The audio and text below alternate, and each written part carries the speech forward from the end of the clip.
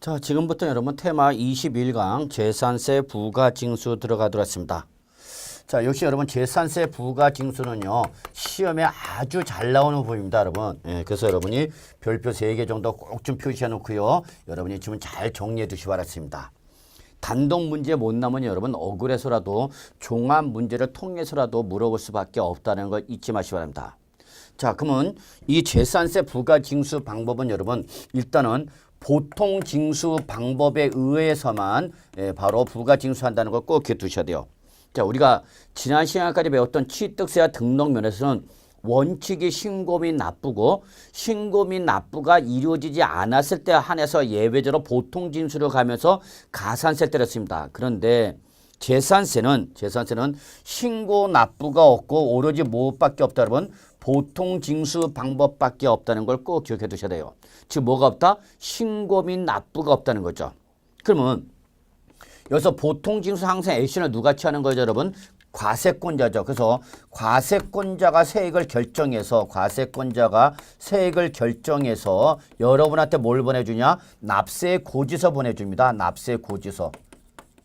여러분 그 핸드폰 통화하면은 그 이동통신사로부터 바로 뭐가 나오죠? 여러분 고지서 날라오죠, 매달. 똑같죠. 역시 우리 재산세는 시장 군수 구청장이 재산세를 계산해서 여러분한테 뭘 보내준다, 여러분? 고지서가 날라갑니다. 그래서 특히 요 재산세는 무슨 방법밖에 없다, 여러분? 보통 징수다. 그래서 액션을 누가 취한다? 과세권자가 세액을 계산해서 여러분한테 납기 개시 5일 전까지 뭘 보내준다? 납세 고지서를 보내줍니다. 고지서. 이때 당연히 과세권자 누가 되는 거죠, 여러분? 납세지를 관할하는 시장이나 군수 또는 누가 되는 거죠, 여러분? 구청장이 과세권자가 되는 거죠. 물론 특별자치시, 특별자치도 나와야 되겠죠, 여러분. 그래서 결론은 재산세는 무슨 방법밖에 없다, 여러분? 보통 징수 방법밖에 없다. 따라서 누가 시장, 군수, 구청장이 우리 재산세 세액을 계산해서 여러분한테 뭘 보내준다? 납세 고지서를 보내줍니다. 며칠 전까지? 납기 개시 5일 전까지라는 것 절대 놓치면 안 되죠. 그러면서 여러분 우리 여기서 중요한 시간적 기준이 두 가지가 있는데요. 첫째가 바로 과세 기준이라고 그랬죠, 여러분. 그래서 제가 재산세 맨 처음 시간에 항상 모든 보유세는 어느 날 현재로 과세한다 그랬죠, 여러분. 과세 기준 현재로 과세한다 그랬죠. 그럼 이때 재산세를 과세할 때 기준되는 날은 언제냐? 여러분 이건 반드시 해야 됩니다. 언제죠? 매년 6월 1일이 됩니다. 매년 6월 1일이 바로 과세 기준된다는 거 꼭 기억해 됩니다. 언제다고요? 매년 6월 1일이 바로 과세 기준된다. 꼭 기억해 주시기 바랍니다. 그 다음에 여러분 우리 고지서가 날라오기 때문에 그 고지서에 적힌 금액을 정해진 날짜에 납부를 해야 됩니다. 이게 바로 뭐냐? 납부기한입니다. 납기. 그래서 납기는 납부기한의 준말을 말하는데 여러분 주의할 사항은 납부기한은 딱 정해진 날짜와 정해진 날짜 이외에도 언제든지 수시로 과세할 수 있는 수시분 이렇게 두 가지로 구분한다는 게 특징입니다. 그래서 재산세 납부기한은 정기분 납기와 뭐가 있다 그러면 수시분 납기 두 가지로 구분한다는 걸 꼭 기억해 두셔야 해요. 이 중에서 여러분은 반드시 정기분 납기는 꼭 외우셔야 되는 거죠. 그래서 정기분 납기는 크게 토지와 건축물일 때가 달라집니다. 그래서 토지분 재산세로 과세하는데 매년 9월 16일부터 9월 30일까지를 납부 기한을 합니다. 그 다음에 건축물은 매년 7월 16일부터 7월 31일을 바로 납부 기한을 합니다. 그러면 여러분 여기서 보시면 알겠지만 16일부터 말일까지는 뭐를 말하냐? 하반월을 말하는 거죠, 여러분. 하반월에서 매월 16일부터 말일까지를 말합니다. 그래서 15일까지를 상반월, 16일부터 말일까지를 하반월인데 토지는 몇 월이고 여러분? 9월 달이고요. 그 다음에 건축물은 몇 월 달이라고요? 7월 달이라는 거죠. 그래서 여러분 요거를 토지는 몇 월? 9월, 건축물은 몇 월? 7월. 뭐야? 하반월. 그래서 여러분 이걸 어떻게 하냐? 토구, 건칠, 하반월 이렇게 외우시면 됩니다. 어떻게 한다고요? 토구, 건칠, 하반월 이렇게 외우시면 되는 거죠. 이거 반드시 외워야 됩니다. 토구, 건칠, 하반월요 이렇게 외우시면 되죠. 저는 뭐 랩을 좀 제가 노래를 잘 부르면 여러분한테 노래를 좀 많이 했을 텐데 노래를 못 부른다. 제가 노래방에서 노래 부르면요. 노래방 기계가 점수가 안 나옵니다. 그냥 멘트만 나오는데 뭐라고 나오냐? 율동에만 전념해 주세요. 이런 식으로만 나오기 때문에 제가 노래를 못 부릅니다. 그래서 어쨌거나 여러분 어떻게 외운다? 토구, 건칠, 하반월 이렇게 외우시기 바랍니다. 근데 중요한 건 주택이 여러분. 왜냐하면 주택분 재산세는 건물과 토지가 나눠지지 않고 일괄과세합니다. 그렇죠 여러분 일괄. 그럼 얘는 건물분과 토지를 한꺼번에 내면 오히려 세부담이 불리해지니까 얘는 자 주택의 산출세액이 나오면 산출세액의 2분의 1을 주택분 재산세 산출세액의 2분의 1은 언제 내냐? 7월 달에 내고요. 나머지 2분의 1은 언제 내냐? 9월 달에 내라는 얘기입니다. 그래서 결국 주택분 재산세도 산출세액의 2분의 1은 언제 내고요? 7월 하반월 내고 나머지 2분의 1은 언제 내라는 얘기라면 9월 하반월에 내라는 얘기입니다. 그러면 너도 주택 건물 7월 하반을 내고 주택 부수 토지 9월 하반에 내는 거와 나눠서 내는 거와 똑같지 않냐 그입니다. 그래서 여러분 주택분 재산세는 산출세액의 반은 언제 내고 7월 달에 내고 나머지 반은 언제 낸다 여러분 9월 달에 낸다는 걸 꼭 기억해 두셔야 됩니다. 그런데 여러분 이때에 이 주택분 재산세가 얼마 이하면 10만 원 이하면 주택분 재산세를 부과할 징수세액이 10만 원 이하면 그렇게 큰 금액은 아니다. 여기 꽤 외우셔야 되네요. 얼마요? 10만 원 이하이면 이때는 굳이 크지 않은 금액 7월 달과 9월 달 두 번으로서 나눠 내지 말고 그냥 한 번에 내자. 그래서 언제 낸다 여러분? 7월 달에 한 번에 낼 수 있게 만들어놨죠. 그래서 7월 달에 한꺼번에 일괄 부과 징수할 수 있다는 거죠, 여러분.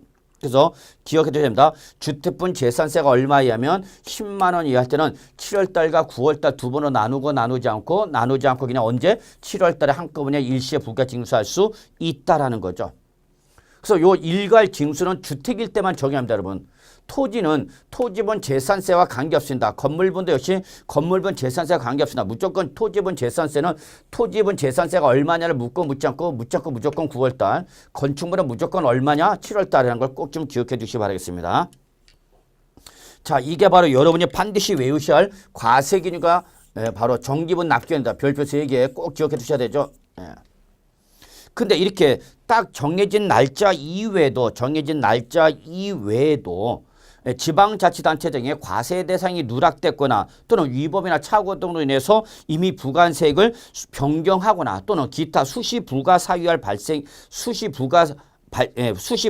할 사유가 발생할 때는 이때는 정해진 날짜와 관계시 없이 언제 수시로 뭐 할 수 있다 여러분 부과 징수할 수 있다는 거 확인해 두시기 바라겠습니다. 자, 그런데 여러분 이때 재산세는 과세권자가 세액을 계산해서 여러분한테 뭘 보내준다 그랬죠? 여러분 고지서를 보내준다 그랬죠. 근데 이때 여러분 이 납부할 세액이 재산세로 납부할 세액이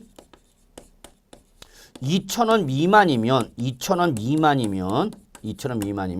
이때는 징수를 하지 않겠다. 이걸 바로 우리 뭐라 하냐 여러분 소액 징수 면제 규정이랍니다. 소액 징수 면제. 그러니까 글자 그대로 징수할 세액이 소액이면 징수를 하지 않겠다. 그입니다. 그래서 여기는 징수를 하지 않는다.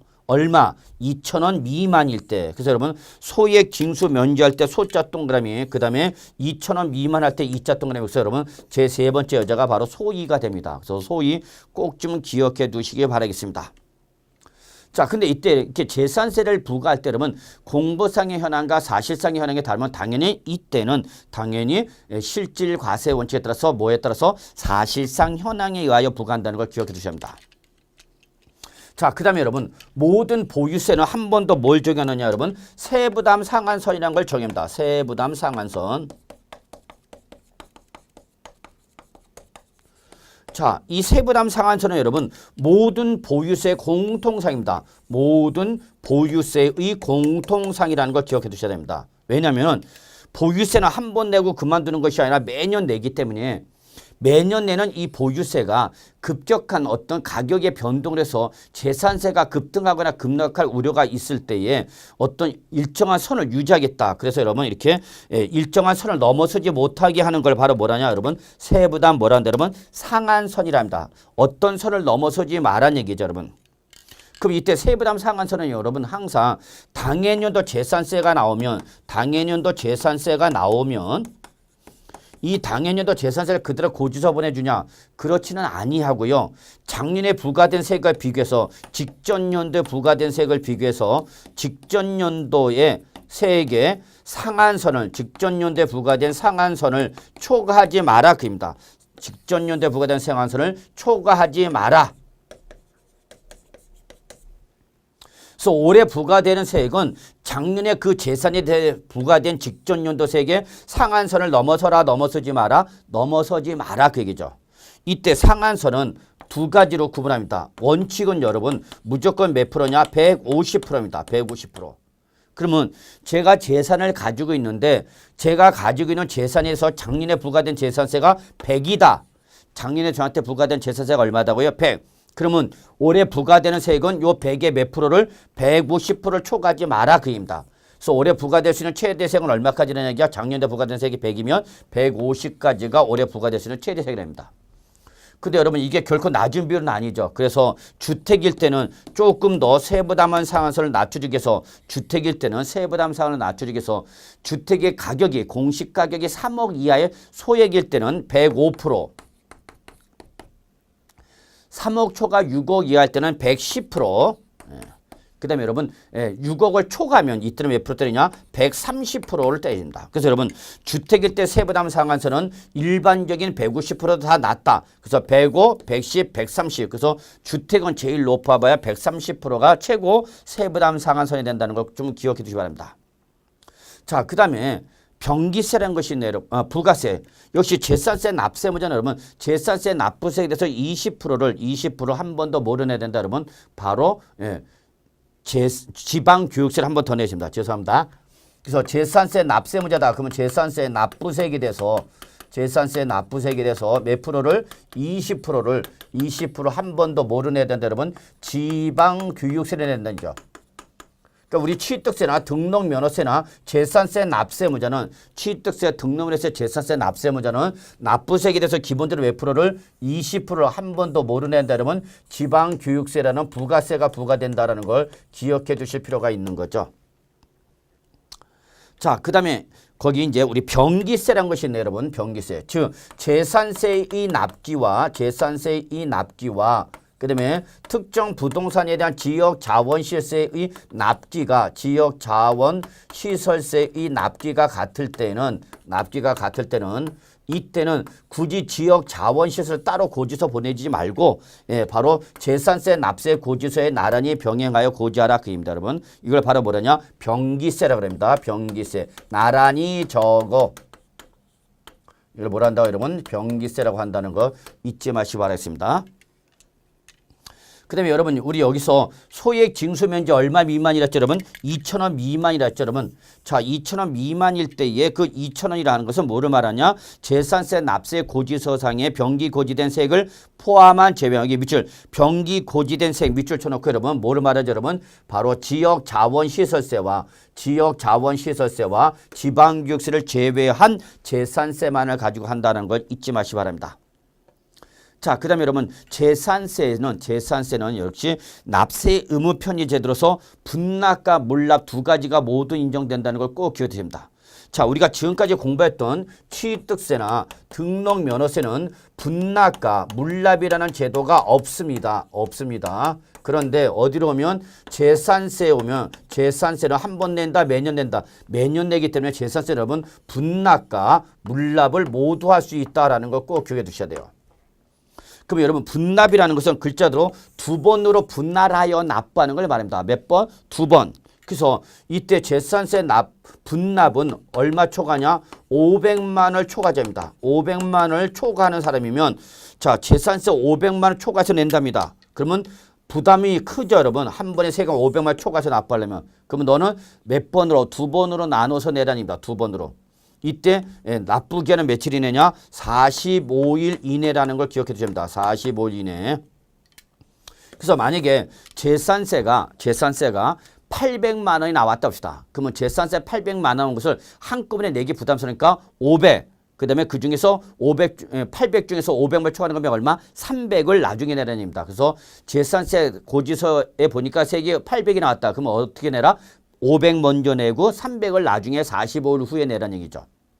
그러면 만약에 재산세 납부세액이 2천만이 나왔다. 얼마 나왔다 여러분? 2천만 원. 여러분 2천만짜리 재산세 납세 고지서 본 적 있나요? 예. 저도 아직도 한 번도 못 봤어요. 어쨌거나 재산세 2천만이 나오면 한 번에 내기 부담스러운 거죠. 그럼 어떻게 내라는 얘기야? 1,000만 원 두 번으로 나눠서 낼 수 있다. 그 얘기가 되었습니다, 여러분. 그래서 여러분 재산세 분납은 누가 얼마 초과하는 사람? 500만 초과하는 사람만이 분납할 수 있다는 거죠. 그 다음에 이때 분납기한은 며칠이다? 45일 후다라는 걸 잊지 마시기 바랍니다. 근데 재산세는 역시 또 뭐가 가능하다? 물납이 가능하다고 했죠, 여러분. 물납. 이때에 이 재산세 물납은 여러분 기억해 두셔야 됩니다. 1,000만 원 초과자입니다. 1,000만 원 초과자만 1,000만 원 초과하는 사람이죠. 그래서 분납은 500만 원 초과인데 여러분 물납은 1,000만 원 초과자만이 물납할 수 있다는 걸 기억해 두셔야 됩니다. 이때 물납은 뭘 할 수 있냐? 당의 시군구 안에 있는 부동산으로만 물납할 수 있다는 거 좀 기억해 두시기 바라겠습니다. 그러면 여러분 우리 통칙에 재산세 분납의 범위와 방법에 관한 통칙이 나와 있습니다. 교재에. 그 내용을 좀 꼭 좀 한번 봐주시고요.